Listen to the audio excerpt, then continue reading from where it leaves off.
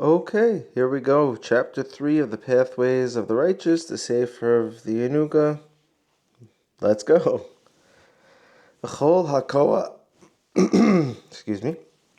I forgot to clear the wind tubes. V'kol hakayach sheish l'tzadikim la'avod la'Hashem yisbarach al ad kalos koicham. And the main strength and all the strength of the righteous, of these tzaddikim, to serve God, the blessed God, they do it until their strength weans, until they have no more strength. Like these guys are all in. They're serving until there's nothing left of them. They have no more energy left. They're all in. Who and the why? How could they do this? How do they have the strength? It's because they know in their brains that the God that they're serving is a living God. He's like a real living God.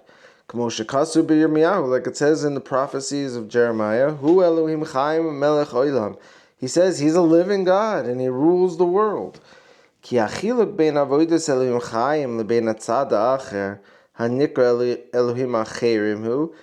the main difference, and the difference is between serving the living God, like a real God, and between serving what we would call other gods. What's the difference?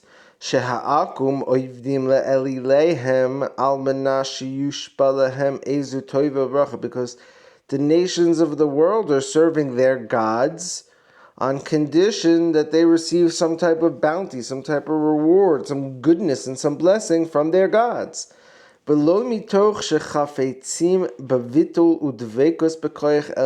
not because they desire to be nullified and become nothing and attach themselves to the upper, higher levels. That's not why they're serving their gods. They're serving their gods because they get the karma. They're going to get something good. They're going to get a reward. There's something in it for them. Not because they just have the privilege to serve the highest levels of the universe.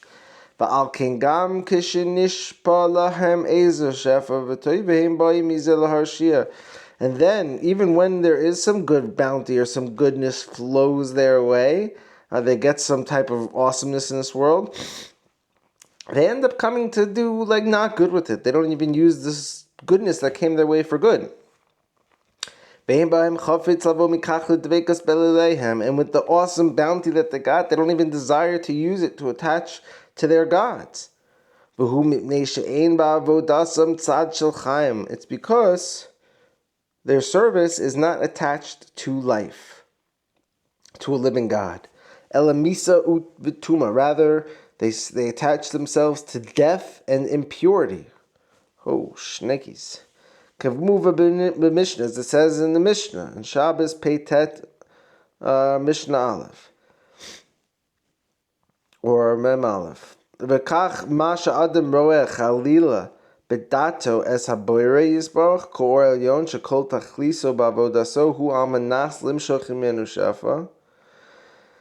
And therefore, whatever person sees, God forbid in his mind, that the creator of the universe is high up light, that the whole purpose of serving him is to receive reward. Whoever thinks that, God forbid, it's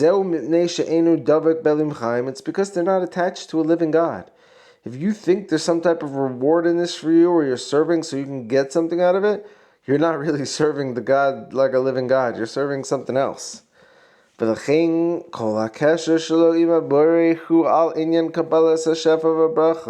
this person's connection to God or his gods, whatever he wants to think is happening. Obviously, we know there's one God, but some people think they have multiple gods. All this connection to them, to the Creator, is just so they can get some type of reward and shafa, some type of bounty from the Creator. Self-vested service. You have a conflict of interest over here. Rather,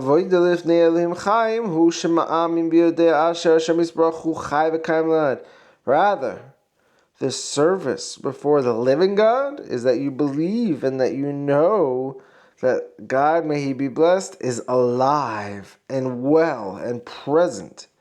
And just like you could feel like your friend is standing right next to you when you're chilling with them, you're hanging out with a friend, you're like, I believe you're next to me. I have faith that you're next to me. It's like, you don't need to believe it or have faith. The guy's right next to you. The girl's right next to you. Come on. So too, we should feel like God is right next to us. And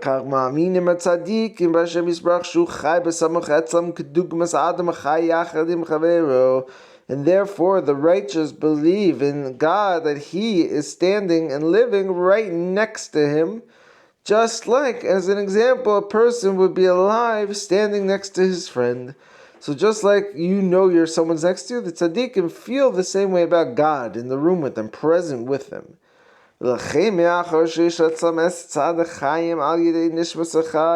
therefore, after doing this, they have next to them what's called a living life, through this breath of life, like the soul of life, like they're attached to something alive. They believe in the living God. Now you have this life. You have life.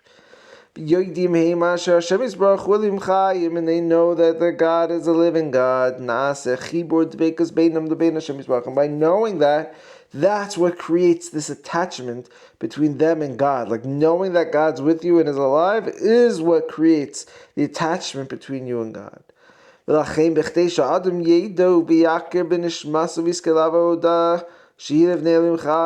therefore, in order that a person should know and recognize with his soul to be worthy to serve God, who is before him as a living God, it's incumbent upon this person, you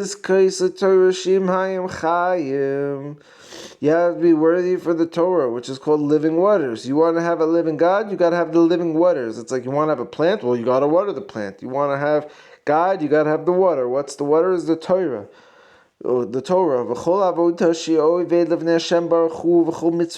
all the service you do before God, and all the commandments and the mitzvahs that you do, Yakir Bekach, you should recognize Shebazehu Meir Es Evarei Nishmaso, that through this living Torah and through connecting to God, the living God, you light up and you bring to life all the limbs of your body, all the parts of your body. Sheomedes al Adam umitzaper la'avodaso v'toraso, which stands for a person and causes yearning in the service of the Torah, to keep it. And you won't be weak at all with your service. Your limbs will become activated. Like no depression, no fatigue, no burnout, no paralysis by analysis, just pure hustle. Because you